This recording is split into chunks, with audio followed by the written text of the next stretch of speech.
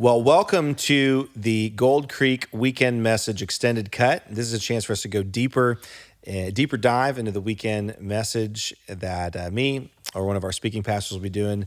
My name is Nick. If we don't know each other, I'm the pastor at Gold Creek Church, and this is our very first episode. Episode 1. Episode 1, our inaugural episode of the Weekend Deep Dive. Super excited about it. I am joined by my friend, Mandy. And hello. Say hello, Mandy. Hello. Thanks for listening today. Yeah. So Mandy looks after all things marketing and communications for all of Gold Creek Church. Mm-hmm. And so that's a big weekend job. We're sadly not here to talk about your job today, though. Nope, not today. Not today. So one of the things the reason I want to have Mandy on, and this will make more sense in a second, we'll talk about series and what we're trying to talk about, but Mandy and I, in addition to being friends at work and colleagues and all those things, we're the same age. Yeah.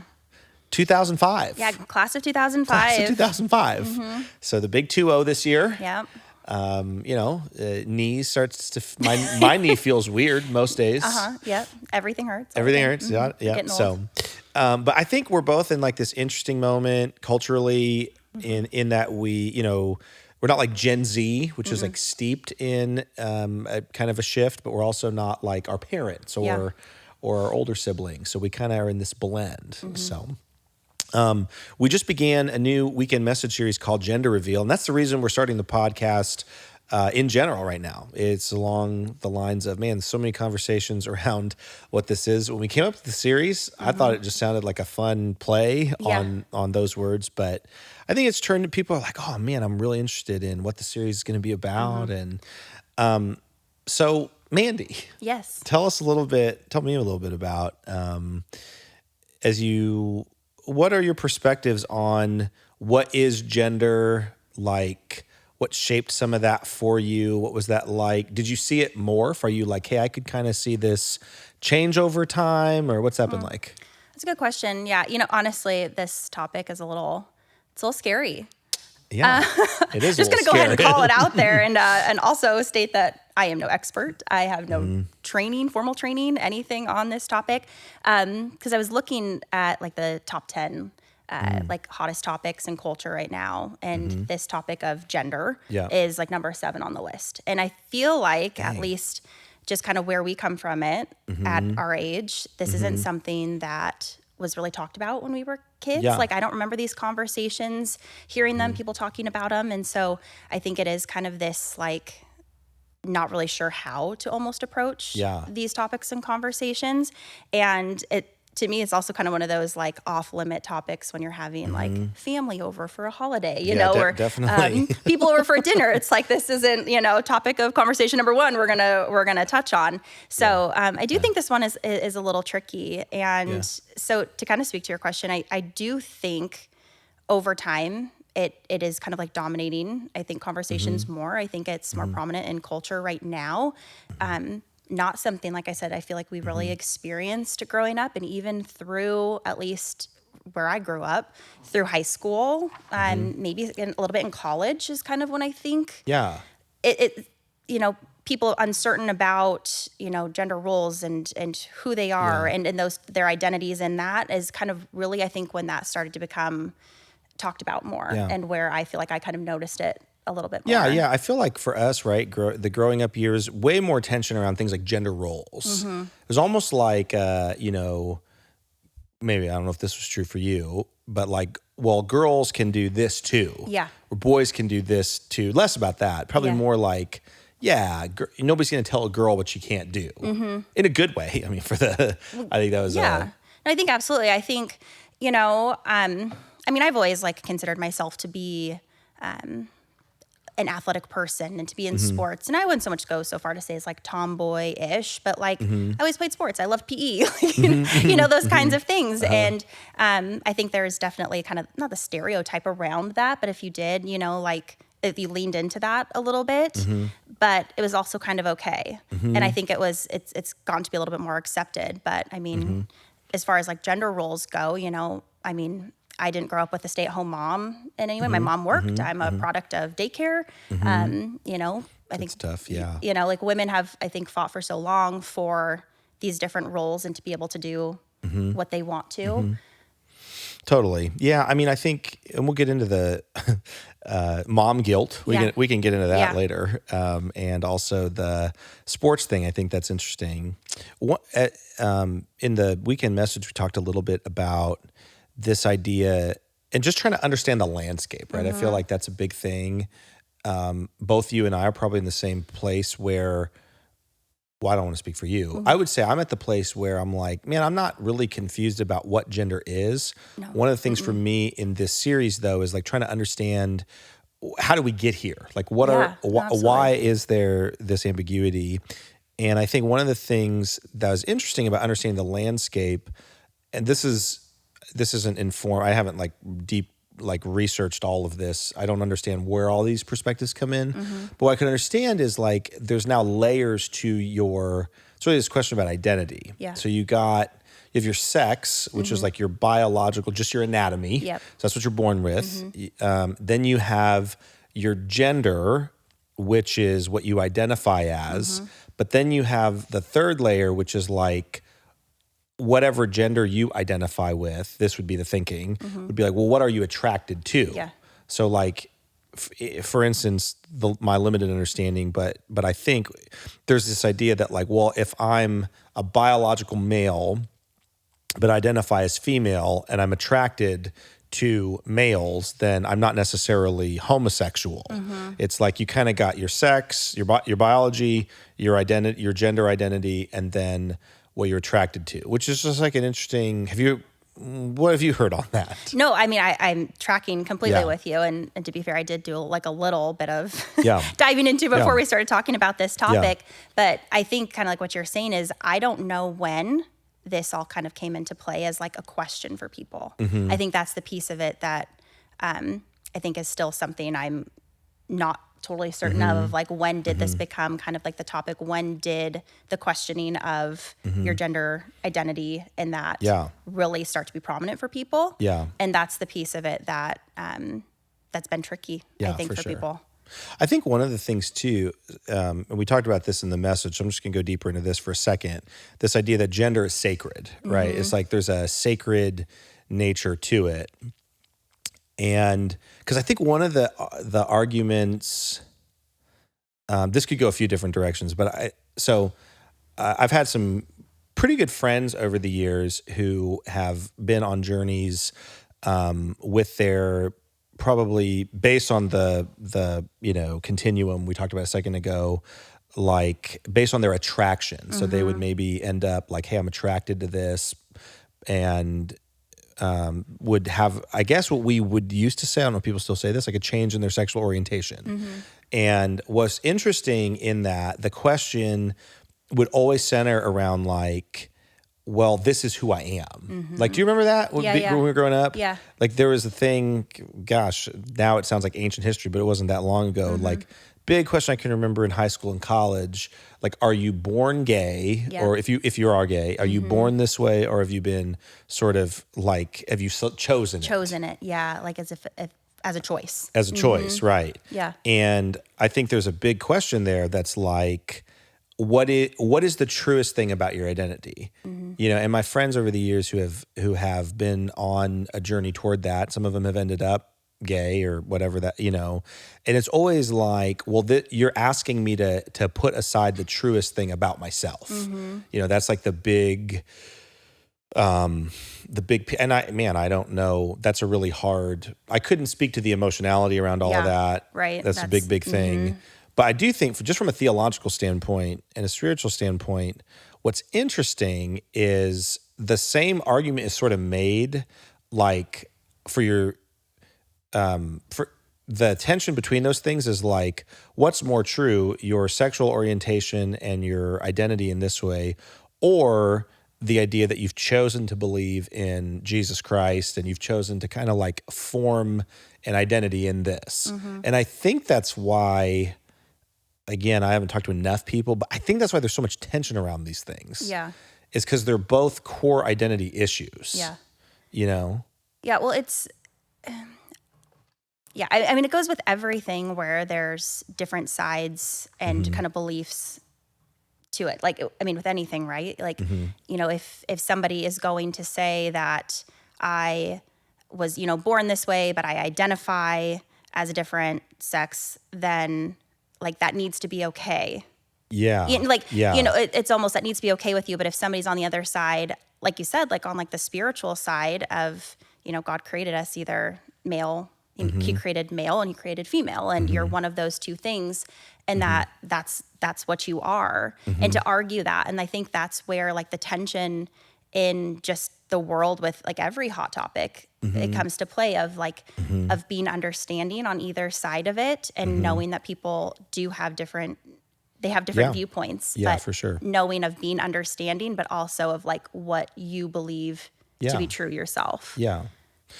Yeah, that's really well put, man. I think that, and in that, this idea being like, hey, there's this competition for your core identity. So one of the things we talked about in the message was, and we're using Genesis chapter 1, the creation account, all these things. Oftentimes, both of us probably hear this idea. I think push come to shove, right? Somebody maybe from the more progressive viewpoint around this is like, I just don't care what this book says, and it's a very fair thing. I mean, you don't like have to care. Nobody has to care about, from a Darwinian perspective, like we don't even have to care about one another. You don't have to do anything, but it's kind of like, hey, I don't really care what this book has to say. But I do think there's like a more important thing happening there. It's not just like, this is what the Bible says for the sake of, like this book is a guide. I mean, the Bible is a guide for our lives and all these things. But I think what the scripture's saying in Genesis 1 is, if God, why do humans have value?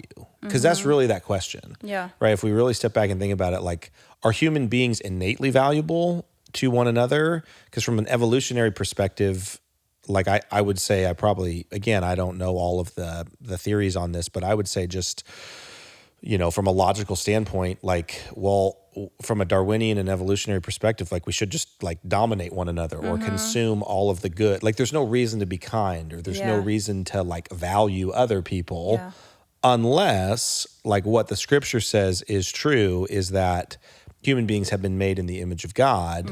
So every person bears, we talked a little bit about this in the message, going a little deeper now, but if everybody bears the imago Dei, the image of God, that means that no matter what has happened in a person's life, or no matter what stage, like that is the impetus to care for them.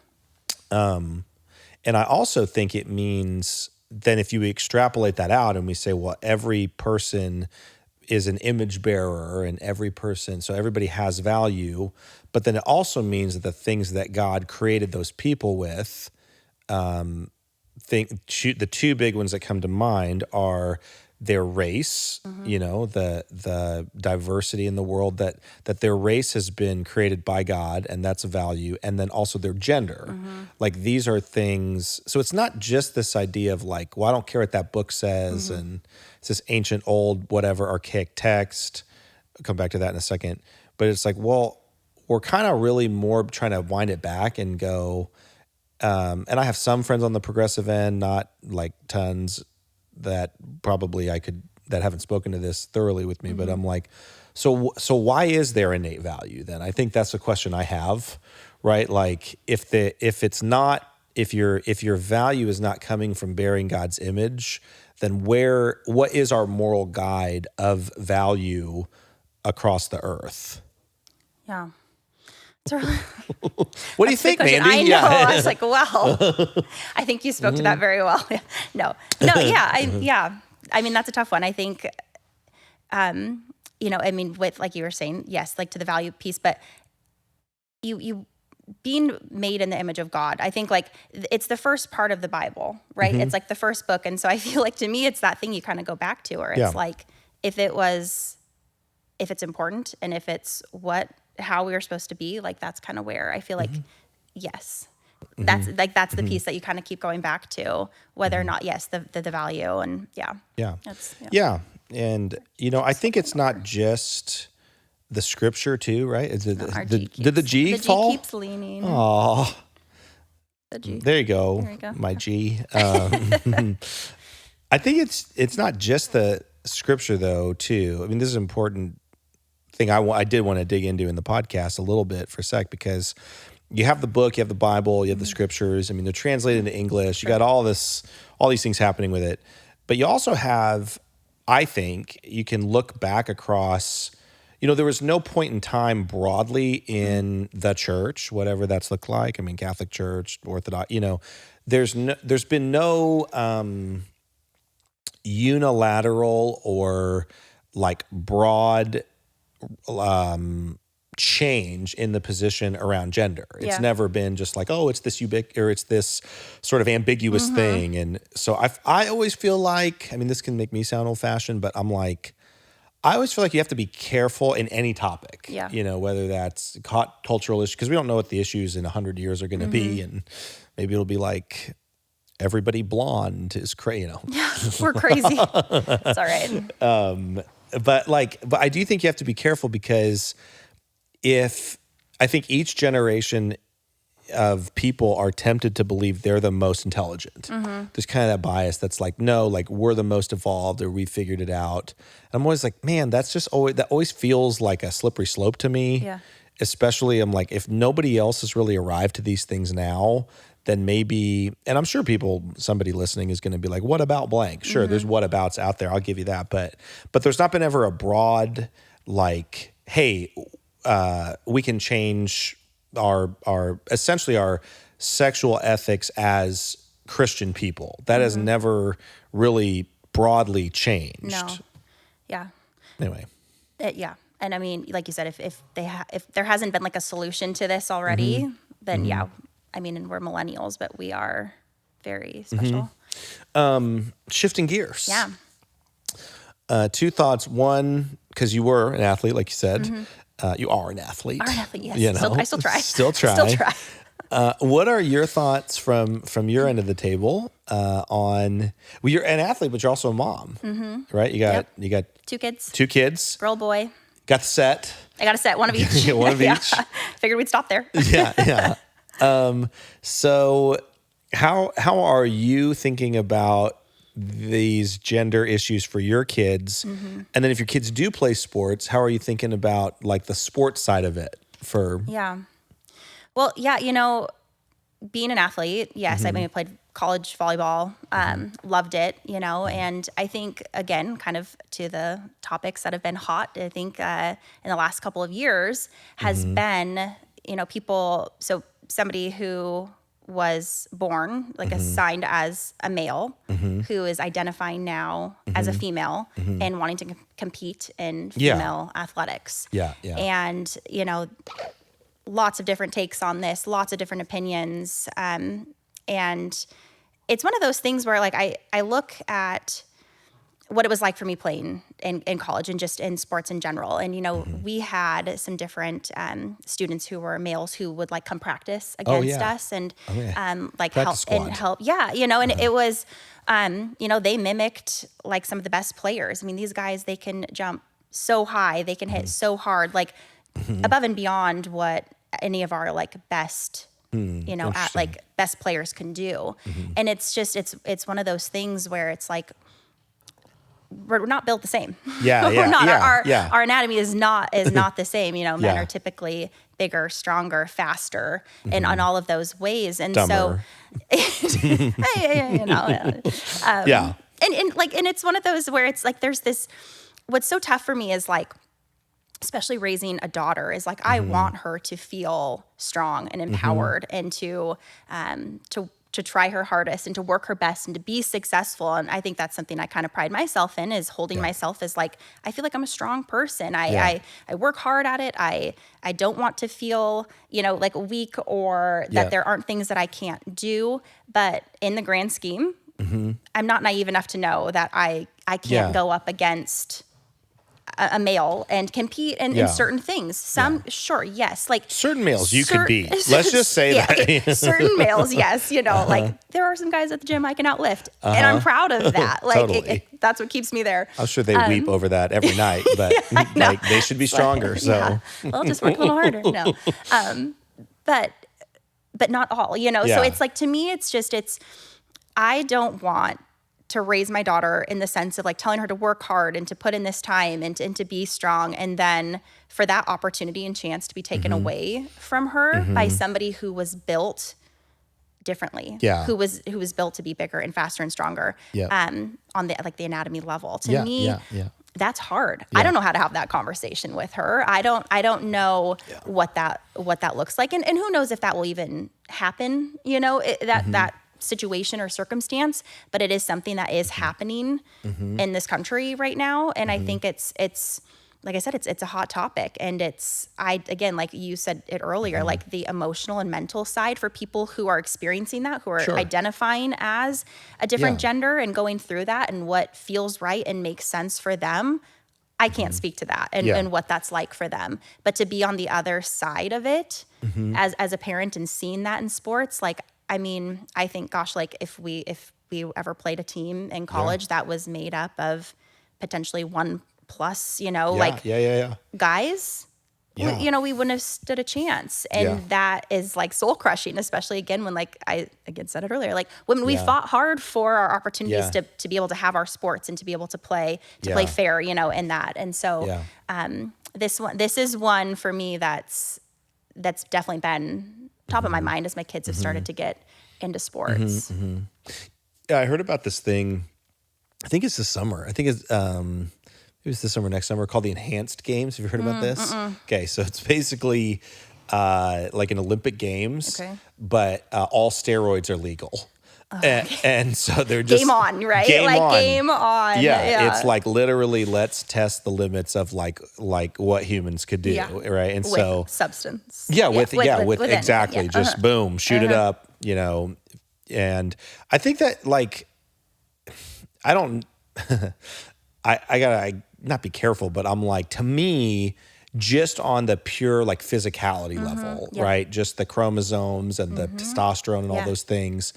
I'm like, well, if you're gonna allow biological men to compete in women's sports like you're describing, then why should you regulate things like other hormone testing? Yeah. Because really, that person has a hormonal advantage, we could say. Like, so what, you should just let all female, biologically female athletes like blood dope. Yeah. You know, like why not? Because clearly the goal is not like parity or fairness or leveling the playing field. Yeah. So it's like, well, why not just let them steroid? Absolutely. I mean, and that's such a big piece of it too within the NCAA is random drug testing, and that to keep it fair, right? Like that's the whole point of it, is to keep the playing field like level, so you don't have like those different like situations. And so, I mean, I guess if you have one, you get the other. And then that, I think though, what that takes away is the integrity of the game and of the sport. And that's where I have a big problem with that. Okay, so let's talk about the mom side of it for a sec too, because I think that you touched on something interesting, right? And like even in our family, my wife, she's way more handy than I am, and so we're talking about roles, right? I think this is another interesting side of it. There's like the identity side, but then there's still the gender role side of things. So broad question, but but as a mom, and I have 2 sons, so I don't have both. I have the luxury of not having to answer both sides of it. How are you guys, like, you and your family, are you leaning into like gender roles? What's that look like? Yeah, you know, I wouldn't really say not like your traditional gender roles. I wouldn't say. So I have a kind of OCD husband. Okay. Who likes things clean and neat. God bless him. And tidy. Yeah. Oh, we just lost it. We just lost it. Is down. I don't even know if we try to revive the G. Yeah. We'll try. Okay. But yeah, no, he likes things handled. It's something that his mom always kind of instilled, like beds are made, things are put away. He likes things like that, which used to kind of drive me a little crazy because I can live in a little bit more of a chaotic. Call it ambiguity. Yeah. You know, like I don't like things dirty, but we also do have 2 2 kids. They're a little bit older now, 9 and 6. So we're not dealing with all of like the little toys and things, but they're still like, they're like massive Lego sets that want to be built all over the house. And it's like, okay, these don't need to live in every single room, but we have stuff, right? Like, 'cause we have kids and things are out and it's not gonna be clean and perfect all the time. Yeah. But he's the one who I can see past it a little bit more, but he's kind of rigid and wanting those things put away and in that. And so he really does like lean in and, you know, does a lot of laundry, does a lot of the cleaning of the house. And not to say that I don't, we really split a lot of those roles. But then like when you think like yard work, I don't do a lot of yard work, and not because I can't, but just it's something he enjoys to do. He likes to do and prides himself in it. And so I'm like, have at it. But I do the groceries and most of the cooking, but then he'll help with dishes. So I wouldn't say in that sense, but with like the parenting side of like disciplinary and things, like I don't take a lot of nonsense, but I'm not the full like authoritative figure. When Ryan, like if it's we need to get your dad, or do we need to talk to your dad? It's like, oh my gosh, like a change of pace. And not to say he's this big, scary guy, but just there's something about that I feel like we've kind of instilled, but we both grew up with that. Our dads were the authoritative figures. And so that's kind of like what we've sort of leaned into. But what that does allows me to be the comforter, which is kind of that role that, you know, I think typically moms are more like the emotional caregivers, and dads are a little bit more of the, authoritative, disciplinary people. Sure. And so I would say we've leaned into that, not really intentionally, but I think that just kind of sort of morphed itself just out of our personalities and how we've handled things. Yeah, that's so interesting, man. I think what's interesting about that is just how you guys have kind of naturally landed, you know, and not to say that everybody has to, because I think the other side of this that is the reason I was kind of asking about, especially for your kiddos, I do feel like sometimes for kids or teenagers, people who are still being formed, and there's a whole other like a whole other side of the conversation that's like, hey, what are we doing to kids' brains here? You know, this is creating way too much ambiguity. And I hang out with a group of like 20 something guys once a week. We kind of do like, it's like seasonal, but one of the guys said this past week in the conversation that one of the things that Jesus does is he like offers a central piece of identity. But we were talking about like why Christianity is so palpable, and everybody had interesting stories. And one of the guys was saying that like, man, it's just because it's like it's so like foundational to your identity. And I was thinking about that in the context of like, you know, if we're introducing this level of identity confusion this early on for kids, what is that doing to their brains? Is it just this radically disoriented thing? And then so when you hear the clarity of something like, you know, the message about Jesus Christ and redemption come along, it's like, no, that, because that's clear and I can put my feet on it. And I was also thinking about it in terms of your kids, right? And my kids too, and just, you know, young, like elementary, middle school, kind of, I think on the other side of the stereotypes question, and you guys have said, and even in your family, you just kind of like settle into them and that just happens and you don't have to think about them. But it's almost like on the other side of that, it would be, you know, if you don't lean into a foundational identity, I think two things happen. One, you can't be secure, like your husband being able to secure being like being secure enough to explore, hey, I'm clean. And, you know, like there's a security that comes from like you have a core identity. And so you don't have to worry about being perceived in a certain way. Oh yeah, absolutely. Yeah, there's not a confusion there. Like it's not like we're not questioning anything. Yeah. So if like your husband is like, hey, I like being clean, he's not like, oh, maybe I'm a different gender. No. Or, you know, so there's because I think on the other side of that, especially for young people, a big problem I have, number of problems, I guess, or challenges, but like a big thing is that you basically reduce one of the genders down to a stereotype. So you say like, hey, if if you like to clean, you must be more feminine. And you would probably say as a woman, I would assume there's way more to being a woman than being clean. Being clean, yeah. You know a lot of messy women too, right? Yeah. Like there are some that are very messy. Yeah, 100%. So I feel like that's the hard part is like you're only left with the if you just have to put on the gender, you say like, well, interestingly enough, you end up overcorrecting. It would be like if a biological female was like, I identify as male. What are they going to put on? They're going to put on stereotypical male attributes.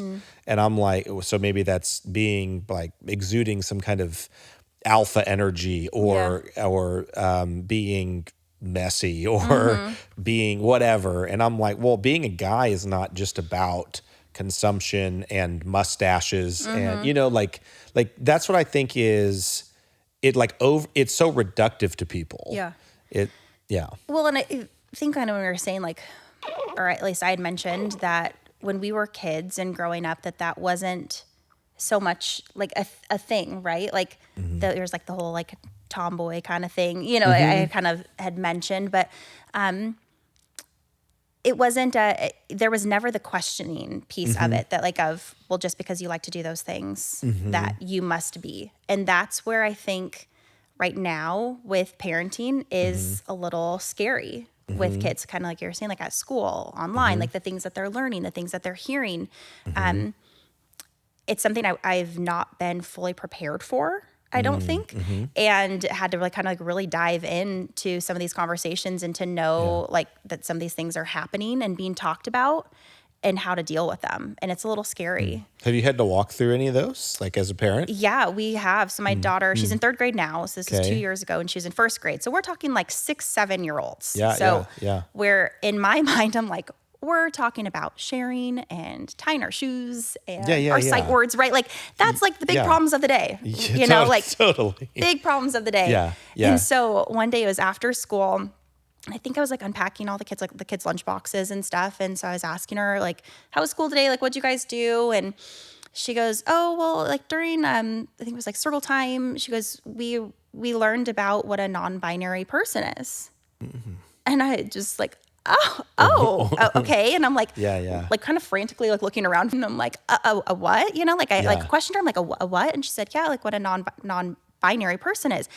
And I said, oh, I was like, well, okay, like, so what was told? Like, is this something you guys were like learning in your curriculum? Like, is this just something that was brought up? And, like, and she's a little, not flaky, but just kind of like, snack, kind of getting distracted. And I was like, no, like, let's talk about this. Like, what's happening? And, so like, okay, we need to talk about this. I was like, it was saying that she learned like what a non-binary means. And like, do you know if this is in the curriculum? It's like, do you have any idea? Like, is this in elementary, first grade curriculum? Like we need to be kind of concerned about. And so, I did end up reaching out to her teacher because I was just wondering like, so where did this come up from? Because she couldn't really give me like a great story, but she did tell me, she did know that, it's somebody who is, like not sure if what gender they are. Like they're not sure if they're male, female, and just don't really identify really with either. And so I was like, okay, she's the term's boy and girl. But so we reached out to the teacher, and the teacher told us that there are 2 kids that were in her class that identify as non-binary. And so it's something that, as they were talking about cultures and beliefs and these things, that was brought up. And so it was just something that, like I said, I was not prepared for as a parent. And like I said, especially in first grade, and I think what was really hard for me was not being able to have that conversation with her before she heard it somewhere else. Yeah. Like that to me, I felt like almost like I got an opportunity completely just taken away. Yeah. For her to hear from us what our family believes. Right. And so that was really tricky, And so then, we sat down at dinner and we were kind of talking to her about it a little bit, and didn't and too, like you said, their brains are just, they're growing and they're taking on so much that we also didn't want to like overwhelm her with a lot of things. But we felt like we needed to kind of like lay some groundwork of like, this is what this family believes. And yeah, we really just kind of like, this is what this family believes, but coming alongside that to still be raising our kids to be loving and accepting and to having grace in those areas.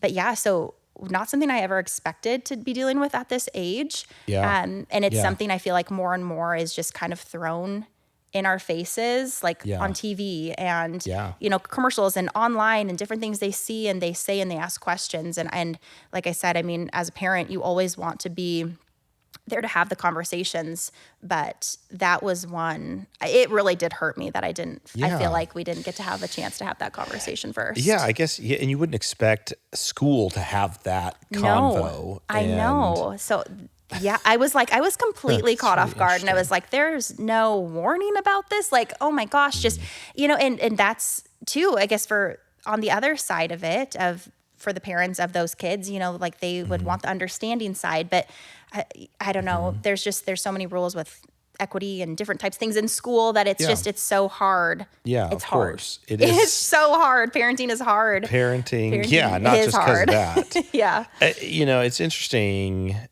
if you look at and I forgot about the non-binary category, right? Yeah. And that's a whole like, what do we do? And maybe not again. I don't know but I'm like, well, is it because a kid like in the first grade class, like, is it because the kid's like, hey, I don't know if I like basketball more. Yeah. Well, that's a bad one. I don't know if I like, explosions more or sewing or, is it, are they presented with these caricatures and they're like, and like you said, when we were growing up, maybe it would be more just like, well, yeah, you can be a tomboy, and then somebody may say something to you like, hey, you need to act more like a lady, or that's like kind of the most, and maybe just what that's modernized into is like, well, maybe you don't have to identify in either gender. Yeah. And it's like, well, hang on, that's going to be. But that's where the confusion piece, I feel like, really comes in. And that's the piece that it's hard then to navigate that, because it's true. It's like, just because you like something doesn't mean that does form you, like you were saying, like up through like the gender roles of being an adult, of the cleaning, the messy, the yard work, the inside housework, the stay-at-home parent, the one who provides financially. Like it's all of those. Like just because you like something that's different doesn't change still who you are. Who you are, yeah.